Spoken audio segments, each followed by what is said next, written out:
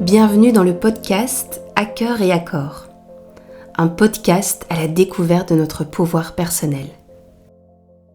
Bonjour à tous, aujourd'hui je vais vous parler d'abondance. C'est un thème qui me suit, qui est important pour moi, que j'assume enfin et j'avais envie de parler de cela avec ce choix que j'ai fait en fait. Savez-vous pourquoi j'ai choisi la voie de l'abondance?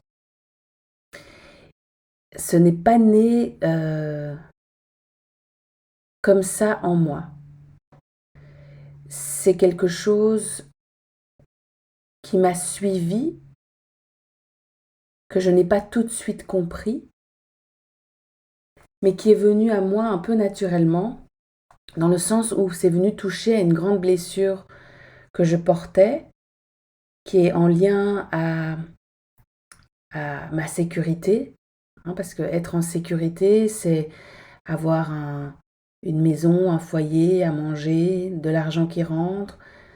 Donc, mais la sécurité, ça se crée déjà depuis tout petit. Et quand on se sent en danger tout petit et qu'on n'a pas un espace pour être accueilli, eh bien, on ne peut compter que sur soi-même. Et j'ai développé cette force admirablement, où je n'ai pu compter que sur moi-même. Ce qui fait que le besoin d'être autonome financièrement est arrivé très vite. Donc je pense que j'ai commencé à donner déjà des cours de danse vers mes 16-17 ans, où je gagnais ma vie financièrement, enfin pas complètement, mais en tout cas j'ai développé cette autonomie très vite, mais sur une base qui était dans l'insécurité. Donc c'était un peu obsessif pour moi de toujours avoir assez d'argent pour pouvoir assumer ma survie quelque part. Il y avait ça en arrière-fond, même si j'ai choisi un métier qui n'assurait pas du tout des rentrées financières, puisque j'étais danseuse, mais le thème y était quand même. Donc c'était important pour moi que j'ai toujours du travail, c'était important pour moi de savoir combien j'étais payée, et c'est ce qui a fait aussi que j'ai accepté beaucoup de travail qui n'était pas toujours aligné à mes valeurs, à ce que je voulais faire. Je me suis un peu perdue parce que l'important, c'était que je gagne ma vie toute seule, en fait, avec cette croyance que je ne pouvais y arriver que toute seule. Et j'ai fonctionné là-dessus très, très, très longtemps. Donc, j'étais fort en stress, j'étais fort dans ce mode qu'on appelle survie, puisque c'est lié au stress et aux peurs.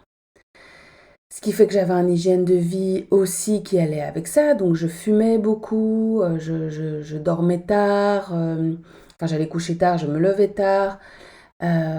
Puis j'ai eu pas mal d'addictions, j'aimais bien boire de l'alcool. J'essayais de fuir un peu toute cette angoisse permanente que j'avais dans mes relations. Puis j'ai été beaucoup dans des relations de dépendance affective, enfin tout ce genre de choses. Et petit à petit, je ne veux pas vous raconter toute ma vie dans ce podcast, mais je me suis ouvert, tiens, c'est quoi ma relation à l'argent? Et donc j'ai commencé à écrire, à faire des processus, à du journaling, à poser des intentions et à voir que, mais en fait, parce que en fait, la manière dont je fonctionnais, c'était que les personnes à l'extérieur venaient me chercher pour travailler. Donc, je n'avais pas besoin, entre guillemets, de faire quelque chose pour qu'on vienne me chercher, ça venait naturellement, donc ça c'était chouette. Mais quand ça venait pas naturellement, j'angoissais, alors que je pouvais moi-même créer, être source en fait de mon abondance, d'être créative. C'est bien plus tard que j'ai ouvert mon agence artistique, et puis ma compagnie, et puis mon école ésotérique, et aujourd'hui les coachings, mais au départ, c'était vraiment lié à ma valeur. Donc si on ne m'appelle pas, c'est que je n'ai pas de valeur. Et donc je vivais évidemment des up and down en permanence.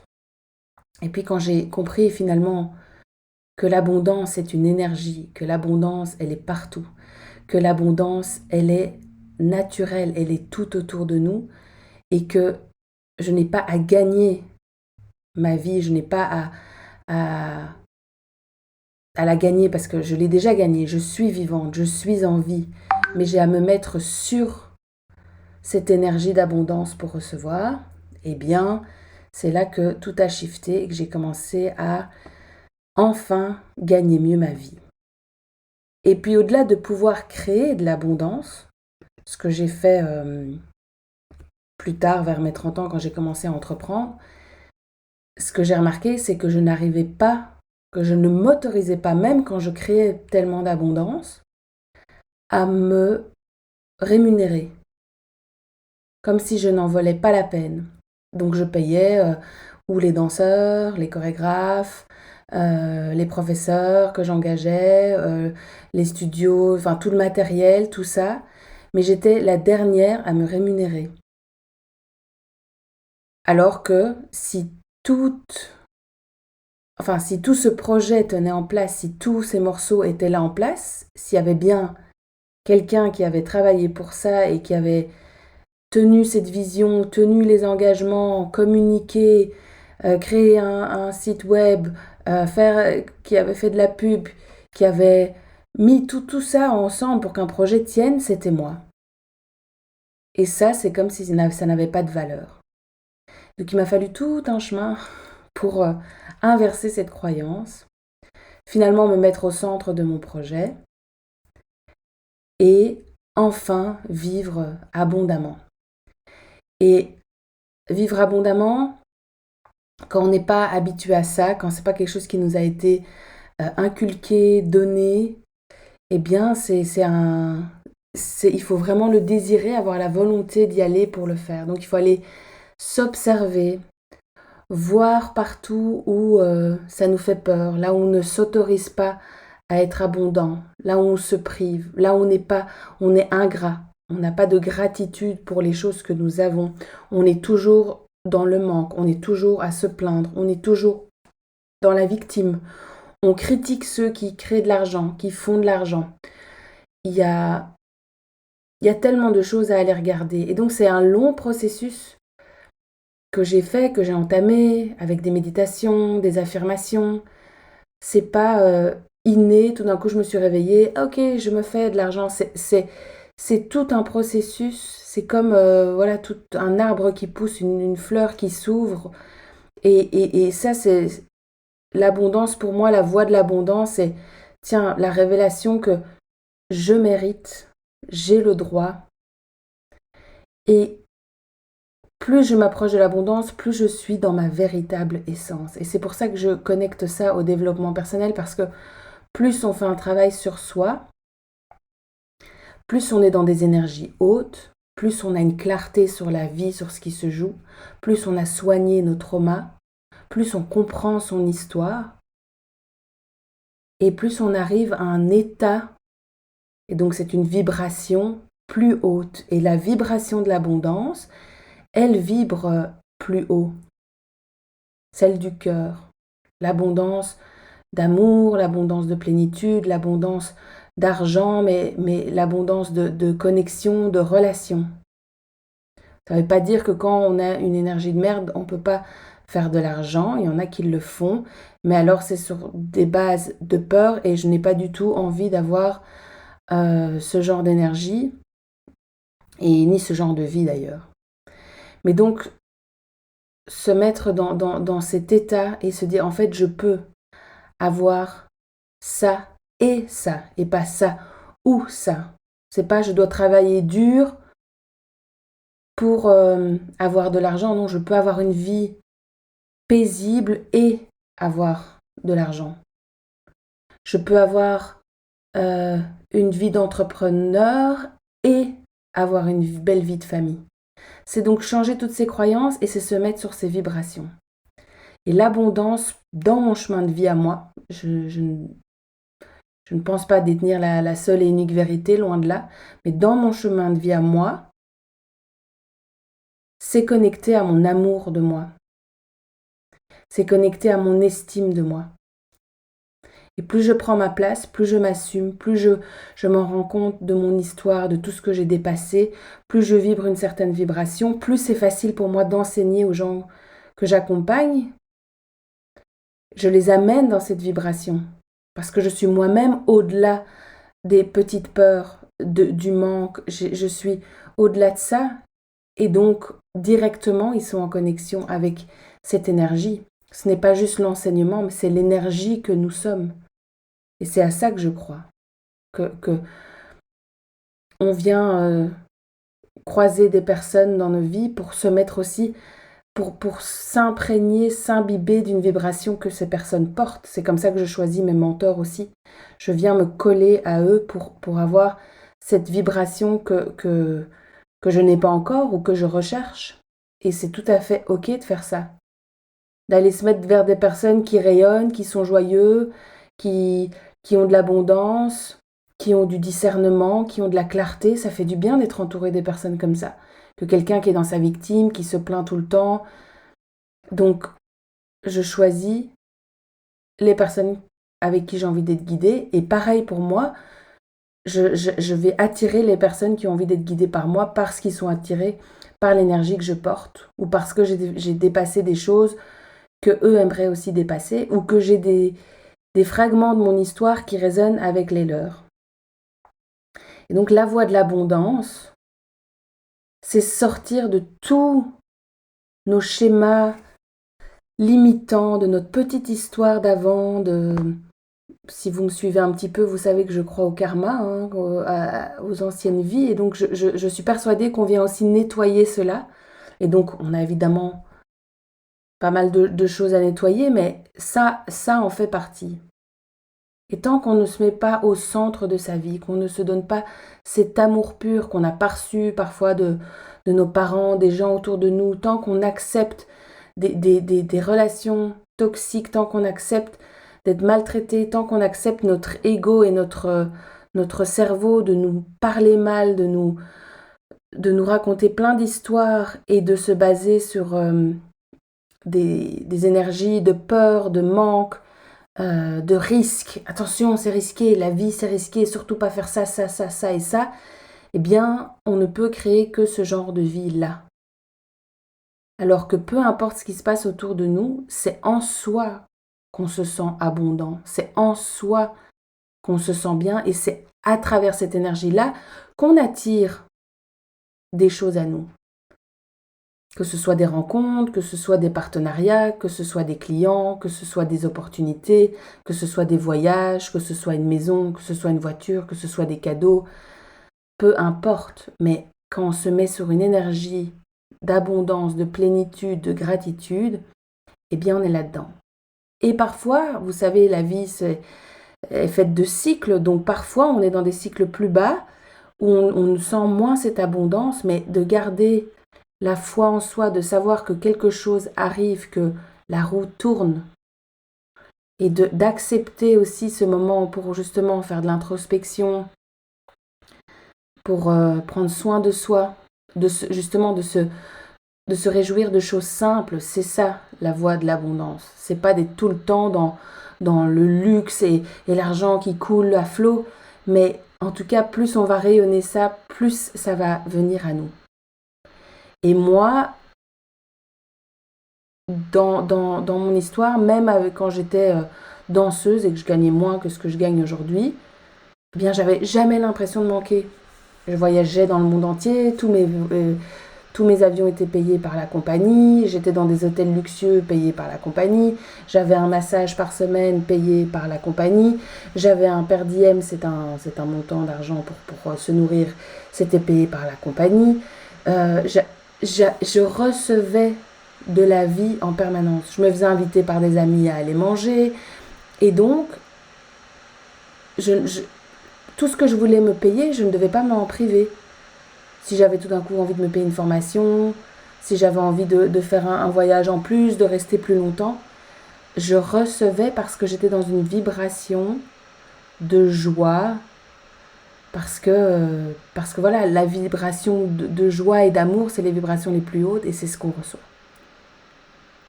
Et c'est aussi normal qu'on passe par des des moments dans la vie où on passe, comme on appelle ça, la nuit noire de l'âme, où on n'est pas là-dedans.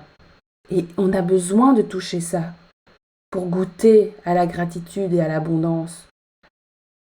Parce que si on est tout le temps là-dedans, on devient aussi ingrat. C'est toujours, ça fonctionne en polarité. Donc c'est comment je tiens dans ces moments, on appelle plus noirs, comment je tiens cette petite étincelle, cette petite lumière en moi, pour savoir que ça va toujours revenir. Et comment je peux faire mes choix à partir de cet espace de foi que de cet espace de peur. Parce que c'est là qu'on peut shifter et créer des nouvelles choses à soi. Donc oui, j'ai choisi la voie de l'abondance. Oui, ça peut foutre la trouille. Oui, j'ai pris des risques dans ma vie. Oui, j'ai fait des choix courageux. Oui, il y a des gens qui ne comprennent pas ce que je fais. Mais chaque choix, je sais et je vois à quel point ça change la réalité de ma vie, à quel point ça va vite, à quel point mes relations changent aussi, que je suis de plus en plus dans des relations saines, je suis encouragée, je suis vue, je suis en confiance et comme j'ai de l'amour et c'est pas des relations juste parce qu'il faut ou parce que je dois ou parce que je sais pas trop pourquoi je suis là mais je reste. Non, il y a un tri naturel qui se fait et c'est pur bonheur. Et plus mes énergies sont saines avec les gens qui m'entourent, avec les lieux que je fréquente, avec les choses que je lis, que je regarde, les gens qui m'enseignent, les clients que j'ai, plus ces relations sont saines, plus ma vitalité et mon énergie est haute. Et ça fonctionne main dans la main. Et c'est un choix à chaque jour. Donc la voie de l'abondance, c'est un choix courageux, mais c'est aussi quelque chose d'abord où il faut bien comprendre que c'est un droit de naissance et chacun a son chemin à faire pour trouver elle est où ma créativité, elle est où ma richesse. Et donc tant qu'on ne trouve pas non plus ça et qu'on se laisse trimballer par les idées de nos parents, de la société et qu'on ne trouve pas sa propre richesse, on va avoir de la difficulté à trouver la voie de l'abondance. Parce que la richesse, c'est votre idée, c'est votre désir, c'est votre talent, c'est votre besoin de servir, c'est votre capacité de donner quelque chose à l'humanité. C'est aussi votre habilité à être utile à la société et c'est là que vous allez trouver votre richesse et cette source d'abondance continue. Donc, c'est tout un travail d'introspection et d'aller voir un petit peu vraiment c'est quoi en fait mon cœur, il veut quoi vraiment? Parce que si c'est pour chanter des chansons, chantez des chansons. Si c'est pour vous occuper d'enfants, occupez-vous d'enfants. Si c'est pour vous occuper des femmes battues, occupez-vous des femmes battues. Elle est où votre richesse? Il est où le cadeau pour le monde? Si c'est créer des bijoux, c'est créer des bijoux. Si c'est planter des patates et des légumes, elle est là, votre abondance. Et des fois, il ne faut pas aller chercher tellement loin. C'est quoi que votre cœur aspire tant? Et souvent, c'est dans votre histoire de vie que vous allez le trouver. Donc l'abondance, choisir l'abondance, c'est oser être soi, c'est oser être au service pour le monde, c'est oser sortir des moules de la société, des moules de ce qu'on a reçu de notre famille. Et c'est choisir la joie, la liberté, et puis surtout c'est vivre à fond dans ce qui vous plaît. Et c'est ok qu'il y a des moments de votre vie, vivre à fond. Moi, avant, vivre à fond, c'était voyager tout le temps, d'hôtel en hôtel, de pays en pays, de scène en scène. Aujourd'hui, c'est être chez moi à la maison avec mes enfants et je kiffe ça à fond aussi. À cuisiner des petits plats, à essayer des nouvelles recettes. Et peut-être que plus tard, je serai de nouveau à faire plus de voyages. Mais peu importe où vous en êtes, c'est là où votre cœur désire être et ne pas vous comparer à ce qui se passe autour de vous. J'espère que ce podcast vous aura plu sur le thème de l'abondance, ce thème qui est tellement important pour moi et tellement important que j'ai créé 21 jours d'abondance totale, c'est-à-dire un processus de 21 jours avec 21 vidéos qui vous guidera jour après jour à aller voir, comprendre tout ce qui se passe dans votre inconscient par rapport à l'argent, par rapport à l'abondance et commencer à reprogrammer une nouvelle croyance, une nouvelle énergie pour attirer l'argent dans votre vie. Donc si vous voulez vous le procurer, le lien est dans la description. N'hésitez pas à activer la petite cloche, mettre un petit like et le partager aux personnes qui en auront besoin. Cela soutient mon projet de ce podcast à cœur et à corps et j'espère que ce que je vous propose s'accorde avec votre cœur. Je vous dis à bientôt.